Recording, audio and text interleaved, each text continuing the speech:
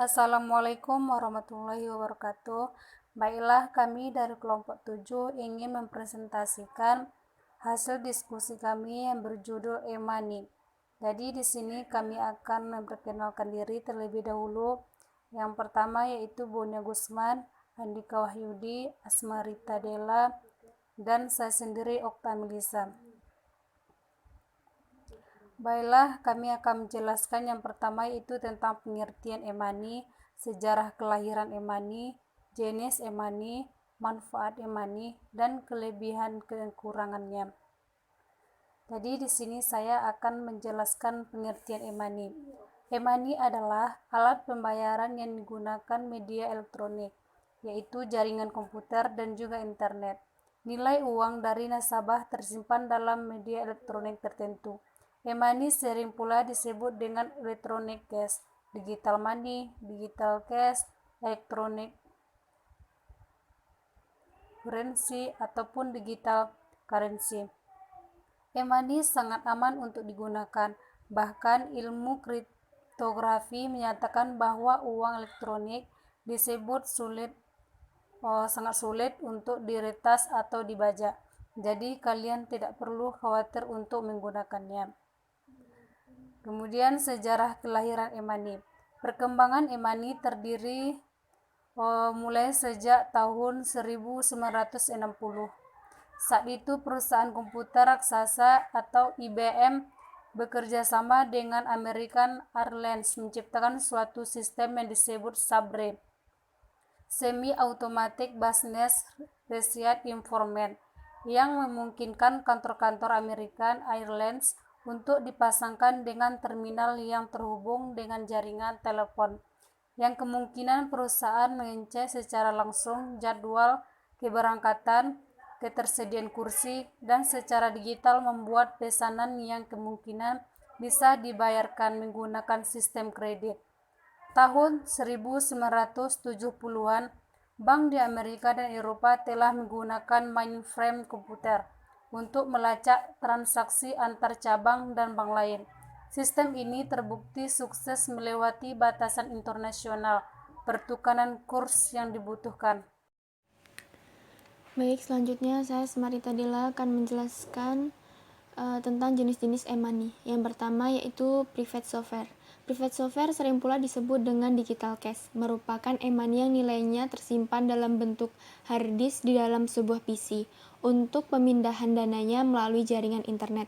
Yang kedua yaitu private card. Private card sering pula disebut sebagai electronic part hash, merupakan e-money yang nilainya disimpan dalam sebuah chip yang ditanamkan pada sebuah kartu. Contoh dari private card yaitu Plaza BCA, Mandiri e-money, Breezy, dan BNI Prepaid. Selanjutnya yaitu Flash BCA, merupakan contoh pertama kartu private dari penggunaan e-money.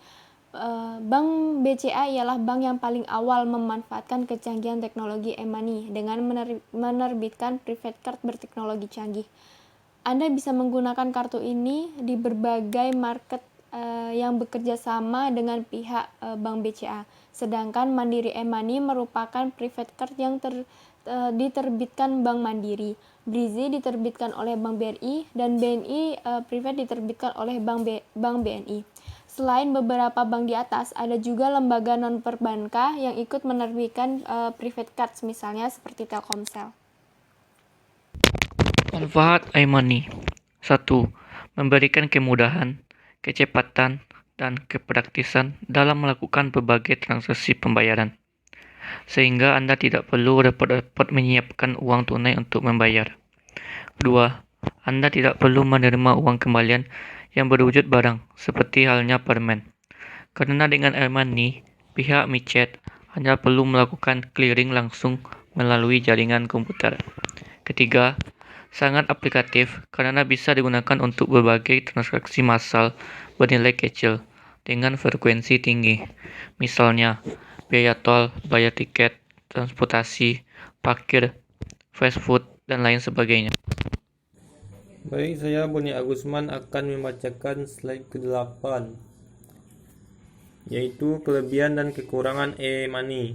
Kelebihan e-money yang pertama, Anda tidak perlu membawa uang tunai untuk berbelanja atau untuk membayar parkir dan dapat menggunakannya di tempat yang disediakan alat khusus untuk kartu e-money tersebut. Kedua, transaksi menjadi lebih akurat karena dikelola oleh komputer dan mesin. Ketiga, Anda tidak perlu menunggu uang kembalian karena jumlah nominal akan berkurang sebanyak jumlah uang yang Anda perlukan. Keempat, terdapat database yang dapat mencatat seluruh transaksi yang Anda lakukan sehingga Anda tidak perlu untuk mengingat untuk apa uang tersebut digunakan. Yang kelima, transaksi menjadi lebih cepat.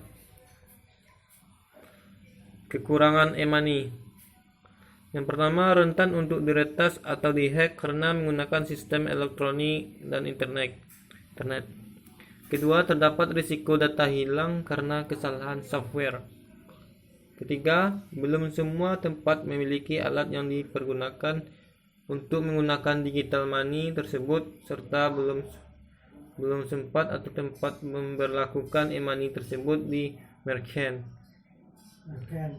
4. Uang yang Anda simpan dalam e-money akan hilang dan Anda menghilangkan kartu atau alat yang dipergunakan untuk menyimpan uang tersebut. Mungkin itulah hasil dari diskusi kami. Jika ada salah, mohon maaf. Assalamualaikum warahmatullahi wabarakatuh.